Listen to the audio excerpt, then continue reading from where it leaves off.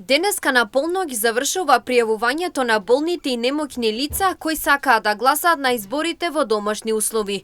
Оние граѓани кои имаат поднесено уредна документација и извештај дека се немоќни да гласаат, истата важи и за вториот круг. Начинот на пријавување е во просториите на ОИК или на интернет страната. Денеска наполно ќе истекува рокот за пријавување на лица за болни и немокни кои што сакат да го остварат своето право на глас ден пред изборите, односно лица кои што гласаат на 7 мај.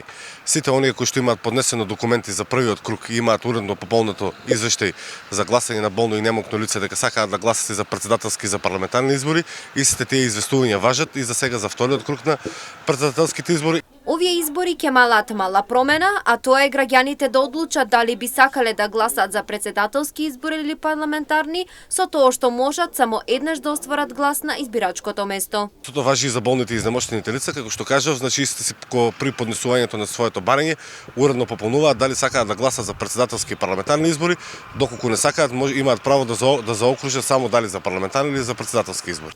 Ваквиот начин на гласање се смета дека дава подобра прегледност на гласовите, но и придонесува да не се дискриминираат или злоупотребат истите. Во ОИК Штип досега се пристигнати околу 20 пријави плюс, а од стари изнемоштени лица кои сакаат да го остварат своето право на глас во домашни услови. Во ОИК Берово оваа бројка е зголемена за 12, но се очекува овие бројки да бидат зголемени во текот на денот, кога впрочем и може да се пријавуваат.